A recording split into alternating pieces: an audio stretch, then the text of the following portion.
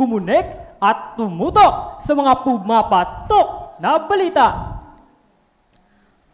Pang-aabuso ng mga Chinese Coast Guard, inireklamo na! At Marcoleta, nagsalita sa Kongreso. Live mula rito sa RSPC News Center, ito ang Campus Connect! Magandang araw, Central Luzon! Magandang araw, Baler, Aurora! Ako si Francesca Bernardo. At ako naman si Aaron Rupinta. Kamusta, mga ka-campus? Connected na ba ang lahat? Kung hindi pa, halina't kumunek sa mga balita dito lang sa Campus Connect!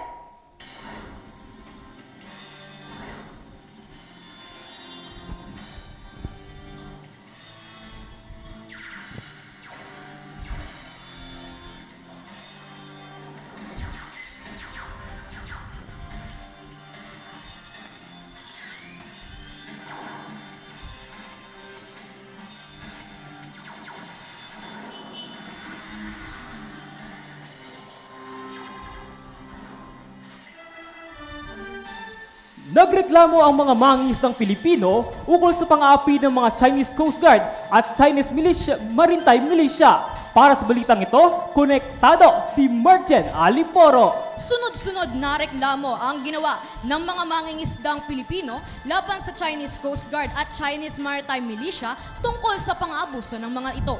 Paulit-ulit na paggamit ng siren at paglabas ng rigid hull inflatable boats ang pang-aabusong ginawa ng mga Chinese Coast Guard upang mapaalis ang mga mangingisda.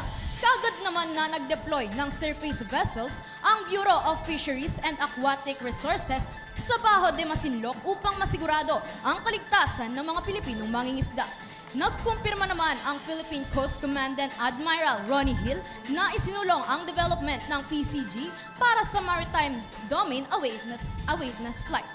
Iyan lamang para sa balitang ito. Ako si Mark Jen Aliporo sa mga balita'y laging konektado. Nagbigay ng pahayag si Marcoleta patungkol sa nakatuklas sa Kalayaan Island Road. Para sa balitang ito, muling kumunik kay Merchant Aliporo. Kinuwestiyon ni Senator Marcoleta si Jacqueline Cloma kung may ebidensya ba ito sa kanyang pahayag na nagsasabing ang tatay ng kanyang lola ang nakatuklas sa Kalayaan Road. Isinama sa press conference na ito sina Senator Risa Hontiveros, Ping Lacson at si Rodante Marcoleta.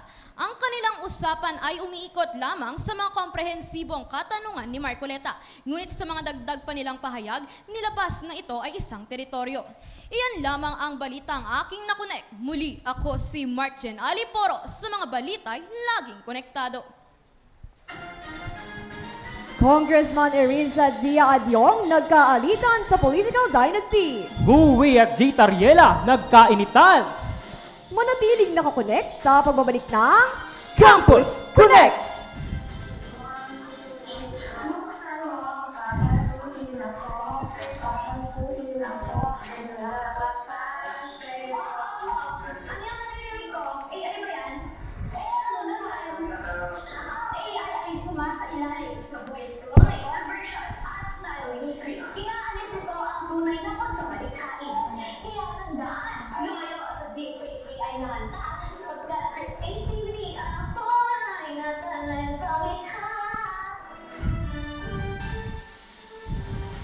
Nagkaroon ng initan si Congressman Edgar Eris at Zia Adyong tungkol sa political dynasty sa first regular session ng House of Representatives. Para sa iba pang mga detalye, nakakonect si Kylie Santos.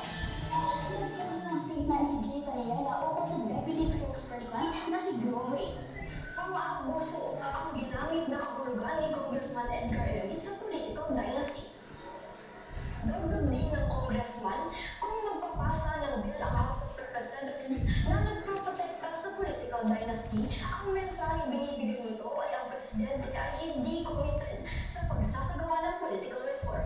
Iyan lamang ang nakonect para sa balitang ito. Balik sa iyo, Francesca Bernardo. Deputy spokesperson ng Chinese Embassy na si Go Away naglabas na ng pahayag patungkol sa post ni J. Tariela. Para sa balitang internasyonal, nakakonect kay Shana Kapati. Nag-post ng statement si J. Tariela o sa deputy spokesperson na si Glory na naglalaman ng nag-aakusa sa sinabing issue ng West Philippine Sea at South China Sea. Sa amin, J. Daniela, Mr. Growe should not pursue attributing to North foreign diplomacy solely to his own initiative. At sagot naman ni Growe, your so-called transparency initiative in the South China Sea is provocative and confrontational. Patuloy pa rin kumakalat ang post sa social media na nagiging sanhi ng tension sa pagitan ng West Philippine Sea at South China Sea. Ilan lamang para sa Balitang International. Ako, si Shana Kapati, nakakonect sa Campus Connect. Kaway-kaway sa ating mga kapwa Muslim.